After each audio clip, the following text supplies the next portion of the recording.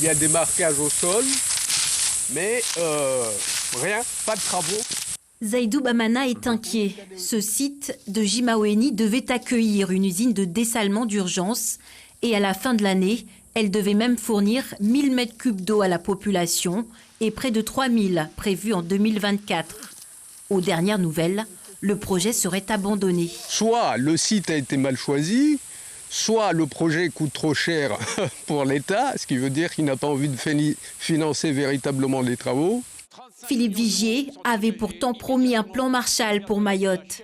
35 millions en urgence pour augmenter la production en eau pendant cette période critique.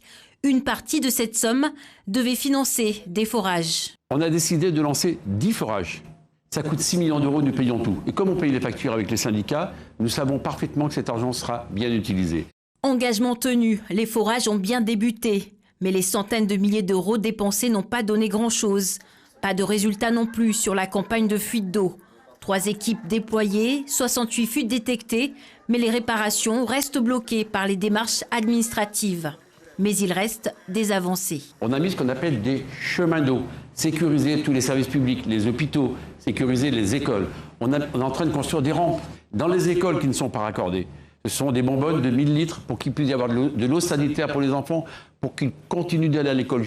Dans les écoles, les sachets d'eau ont remplacé les bonbonnes, aux grandes dames des associations environnementales.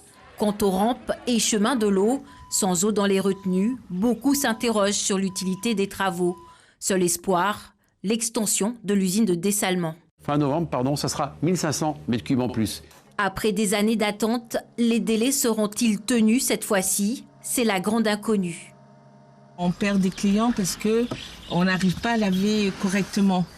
Pour Yasmina Goulamoussen, la situation est compliquée. Sa société de location et lavage de véhicules est quasiment à l'arrêt.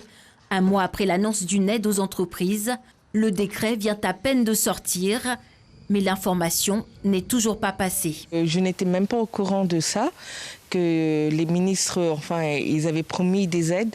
Et du coup, non, on n'a reçu aucune aide. Côté particulier, l'aide de l'État est bien opérationnelle, même si les factures et menaces de coupure de la SMAE continuent d'affluer. Les associations montent au créneau. Moi, je dis encore une fois aux gens de ne pas se presser, d'aller payer leurs factures.